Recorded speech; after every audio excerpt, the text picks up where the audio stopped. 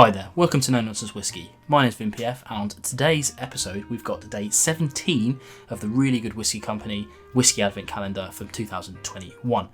Now this is a momentous occasion because day 17, as I've been saying for the last few days, is the first time I've ever managed to get this far in a Whisky Advent Calendar daily content review style thing on YouTube. So congratulations to me for doing that. Hopefully I'm going to push forward with that momentous thing and really get this content done. But we'll see. I've got a big thing happening in the next couple of days, so it's going to be tough. But let's open day 17 and see what we've got inside the door.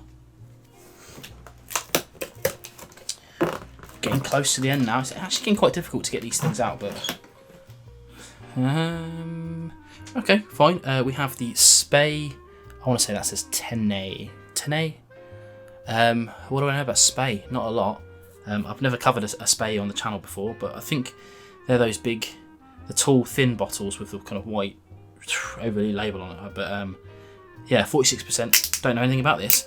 I'll tell you what. People have been asking me about the value of these Whisky Advent calendars. I'm going to talk a little bit about that while I'm letting this breathe a touch. Obviously, 150 quid is expensive. It's expensive for anybody.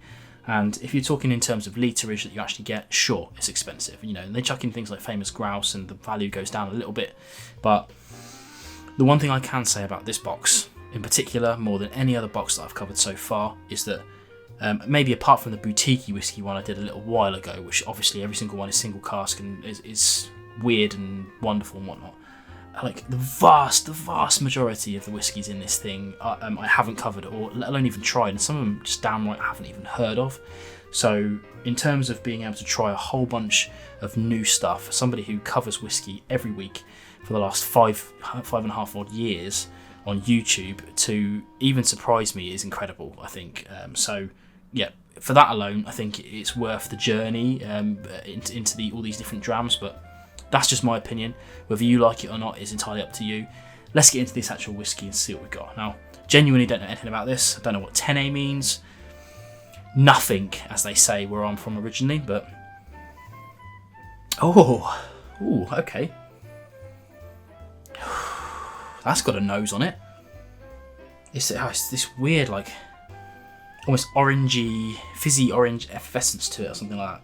I said fizzy and effervescence in the same sentence, but whatever. Let's try a little sip first and then we'll come back.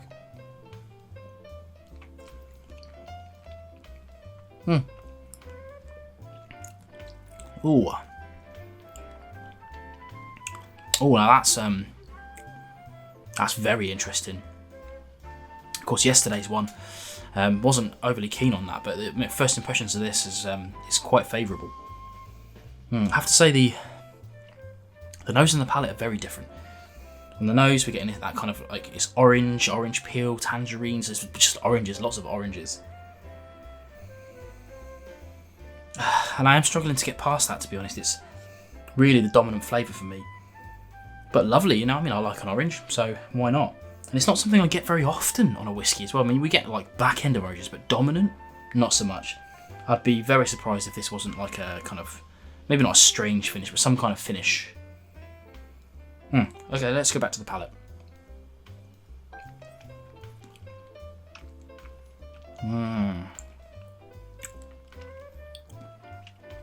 Whoa. Do you know what? I don't know what I think about that at all. It's lovely. That's all I can say. Is I said it earlier on that the nose and the palate don't match, but they've aligned now. This is another classic example where 100% if I was assessing this kind of whiskey, that I would be leaving it out on the side for X amount of time, and I'd be spending some time writing my tasting notes and whatnot. Now, some things what I've been saying on these videos is whether what I think the value might be off the top of my head. I genuinely don't know with this one. Don't know much about Spey.